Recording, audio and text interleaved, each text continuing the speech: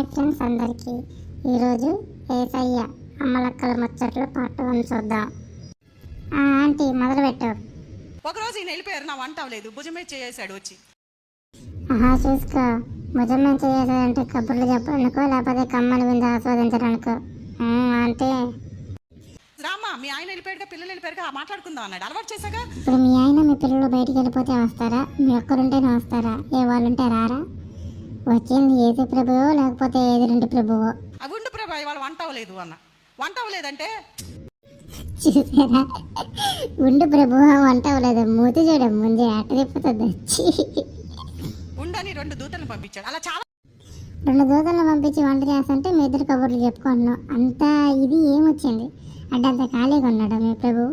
ఆ 2 దూతలు వచ్చి వంట చేస్తేనే మీ ఇద్దరు మాట్లాడుకుంటేనే, ఆ 2 దూతలు బయట వంటలు చేస్తుంటే మీరు ఏం మాట్లాడుకుంటున్నారు? అసలు మీకు గుసగుసలేంది, రసరసలేంది? మీ ఆయన పోయిన తర్వాత ఆ ప్రభు రావటం ఏంది?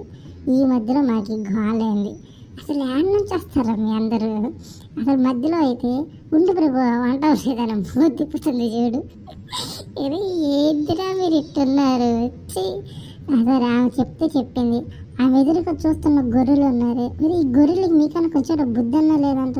మరి ఇది చెప్తుంది నిజమా అబద్ధమా అని తెలుసు. అసలు చెప్తుంటే అర్థమైపోతుంది అబద్ధం అని. మళ్ళీ లాస్ట్ నిజంగా జరిగిందని వాళ్ళు వచ్చి ఎక్కడం, దానికి వాళ్ళందరూ ఎన్ని క్లాప్స్ కట్టడం, మిమ్మల్ని ఊరికే కదరా గొర్రెలు అనేది.